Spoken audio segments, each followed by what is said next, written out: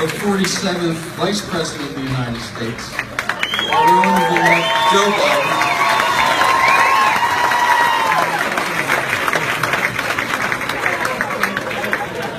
And the elegant and lovely former Second Lady, Dr. Jill Biden.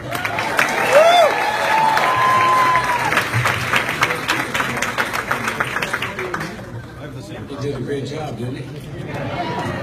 He keeps telling me he doesn't like getting up in front of crowds and speaking. I'm going to ask him to start writing my speeches, Mr. President. Folks, first of all, thank you for being here. I'm going to introduce the whole dang bang family here. We got all of us here from, Hunt, Ashley, Hallie, and we're going to soon have little Finnegan Biden, and we got the whole crew. I'm going to introduce you in a second. But let me start off by saying that on behalf of Jill and me and Hunt, Ashley, and Hallie, and the kids, this means a lot to us personally.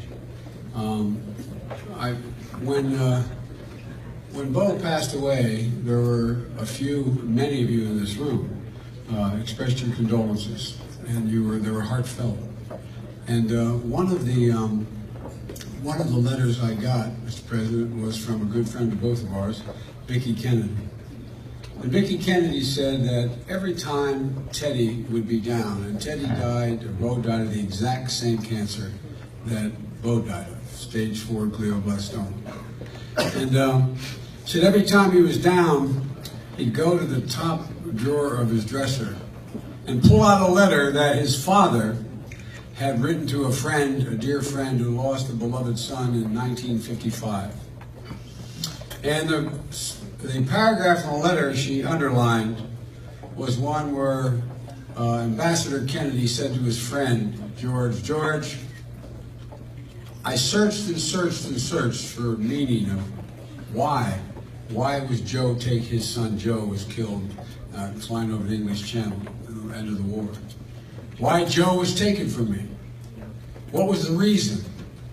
What was the reason? And I searched and searched. I could find none. But then one day, because life has to be lived, I thought to myself, what would Joe be doing now had he 5 more years? What would Joe be doing? And I decided to devote myself to what Joe would have been doing. And he ended up by saying, maybe that's the reason for it all. Well, that's what Hunter and Ashley and Jill and I and Hal, that's what we've decided to do. What would Bo be doing? What would Bo be doing were he still here? And that's why this foundation means so much to all of us. And your support of it means so much to us. My father, and the President's heard me say this many, many times, said the cardinal sin of all sins was the abuse of power. Any power.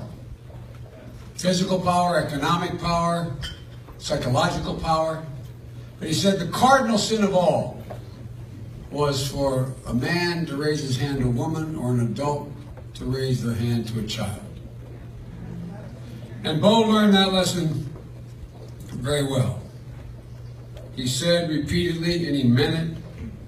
You heard Ronnie when he found the letter of Bo's deciding why he wasn't going to run for the Senate, a seat the President encouraged him to run for, if I remember correctly, because his sense of duty. Bo was all about duty. I think of him, we think of him, and everything was about duty. What is my duty? My dad had another expression. He'd say, never complain and never explain. I doubt whether many of you know Bo well. I doubt whether you ever heard Bo ever complain. And so, folks, you're allowing Bo's dream of when he said, children can't speak for themselves. We have to speak for them. And you're allowing that to happen. You're going to hear a lot more as the year goes on, the months go on. But Bo is setting a pattern what he said in the Attorney General's office here, literally for the United States of America. Other Attorney General's offices across the country are mimicking the things that Bo had put in place and Bo had done. And it's because of what your support of this foundation. And another part of Bo's foundation was the man behind me to my left, your right.